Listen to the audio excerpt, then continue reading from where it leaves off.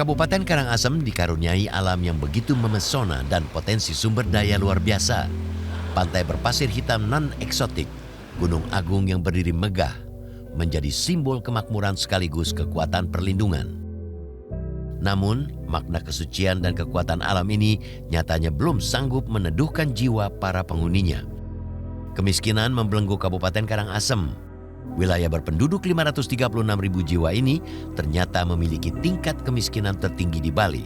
Sedikitnya 27.000 jiwa di Karangasem berada di garis kemiskinan. Kondisi itulah yang diduga turut memicu tingginya angka bunuh diri di Kabupaten Ujung Timur Bali. Sepanjang tahun 2024, Kabupaten Karangasem menyumbang 30% kasus bunuh diri di Bali. Data Polres Karangasem mengurai fakta miris pemicu terbesar ulah pati disebabkan oleh penyakit menahun dan keterbatasan ekonomi. Tahun 2022 itu sekitar 38 kasus bunuh diri. Kemudian 2023 itu sebanyak 34 kasus dan gantung diri. Kemudian di tahun 2022 itu ada dengan cara menyeburkan diri ke jubang, kemudian menenggak racun seperti itu. Tapi yang paling banyak adalah dengan cara modusnya adalah gantung diri. Gitu. Sekarang ini di tahun 2024 di bulan sampai dengan bulan Desember akhir ini sudah angkanya 32 ya, kasus bunuh diri.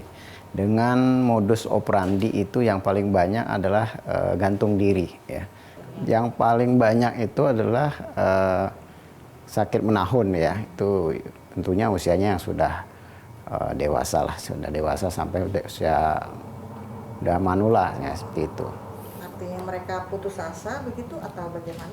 Ya tentu mereka putus asa ya, putus asa dengan sakitnya yang tidak kunjung sembuh ya. Kemudian juga latar belakang ekonominya juga kurang begitu bagus ya, sehingga mengambil jalan pintas dengan mengakhiri hidupnya gantung diri gitu. Faktor kemiskinan menjadi lingkaran setan, pemicu tingginya ulah pati. Kalau kami menyimpulkan ya dari angka-angka itu, ya semuanya itu lebih banyak ke faktor ekonomi. Sakit menahun itu tidak terjadi karena tidak ada biaya untuk berobat, ya.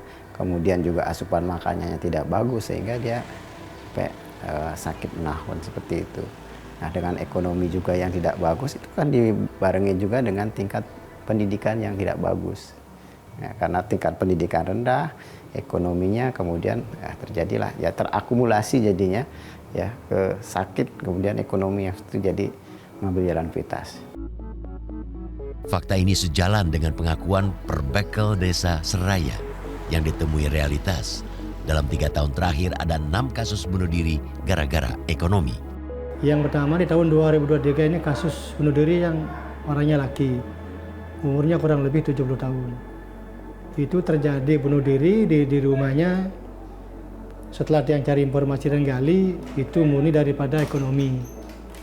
Yang kedua, kemarin di tahun 2024 kalau nggak salah kami sampai sekitar 1 bulan yang lalu, juga orang bunuh diri, gantung diri, orangnya masih muda, umurnya sekitar 20 tahun. Itu juga karena masih remaja, kuliah, juga masalah ekonomi juga. Yang terakhir, yang ketiga, kemarin sekitar 4 hari yang lalu, ada yang perempuan umur sekitar 70 tahun. Sama juga karena ekonomi. Nah, maka dengan itu ibu yang sampaikan dengan ibu hadir pada hari ini, dia selaku Perbekel Seraya, pertama agak merasa gini Bu, khawatir dengan adanya ekonomi seperti ini. Dengan jumlah daripada warga kami yang jumlahnya KK 3.300 sekian, jumlah jiwa 11.000, maka itu terkategori 70% hampir itu rata-rata orang miskin. Banyak di sini Bu, ada yang menjadi pegawai negeri sekitar 5%. Yang pengusaha, di sini kan terkadang juga petani, ikut juga dia kerja serabutan harian. Perbekel Seraya, Iwayan Dandri, mengaku sangat prihatin dengan nasib warganya. Mereka terlilit tunggakan iuran BPJS Mandiri hingga jutaan rupiah sebab warga berhenti membayar iuran sejak 5 tahun terakhir. Ada kemarin warga kami Bu, begitu dia masuk rumah sakit, didata oleh kesehatan ternyata dia masih ada tunggakan sekian juta. Nah maka Terkadang ada juga melunasi daripada tunggakan itu, ada juga pakai umum. Nah setelah kami koordinasi dengan dinas, ternyata begitu ada warga kami yang pakai kes mandiri yang kemarinnya nunggak harus dilunasi. Nah kemarin juga ada Bu dari Kelungkung, dari BPJS datang ke sini, Tiang sampaikan, misalnya diganti pemekel, nah Tiang juga koordinasi dengan dinas BPJS, misalnya itu diputihkan sekarang bikin baru, nggak bisa katanya. Di tengah tekanan ekonomi yang terus menghimpit, masyarakat dihadapkan pada dua pilihan sulit. Menekan pengeluaran dengan berhenti membayar iuran BPJS atau dibayangi risiko tidak sanggup menjangkau layanan kesehatan. Namun fakta ini dibantah oleh pemerintah Kabupaten Karangasem. Sekretaris daerah menjamin masyarakat tetap bisa mengakses layanan kesehatan sekalipun status BPJS-nya nonaktif. Tentunya kebetulan di kabupaten kami saat ini yang tertinggi di Bali juga, tentu kami sudah melakukan langkah rapat internal untuk mengambil langkah-langkah. Salah satunya tentu kami kalau masalah penanganan kesehatan kami sudah wajib, saya kira entah nanti dia masih kepesertaannya ini tentu ada mekanisme mendaftarkan ulang kalau memang. Tetapi kalau penyakit menahun tentunya punya keluarganya tentunya harus menyampaikan kepada kita penyakit-penyakit menahun ini, terutama bagi masyarakat Karangasem yang mungkin belum tertangani, tetapi saya kira sudah tertangani semua untuk disampaikan. Meski begitu, I Ketut Sedana Merta mengakui kasus bunuh diri menjadi persoalan besar bagi pemerintah daerah. Di akhir tahun 2024, Pemkab mulai menggenjot segala daya upaya demi mengentaskan kasus ulah pati.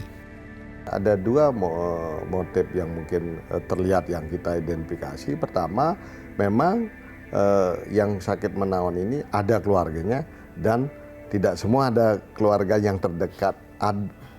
Keluarga internalnya, keluarga terdekat bisa sepupunya, keponakan pada punya kesibukan. Sedangkan keluarga terdekatnya tentu ada yang merantau, ada yang mencari pekerjaan. Ini juga mempengaruhi juga psikologis bagi yang menahun ini. Dan kita melakukan di beberapa kecamatan sudah Bu.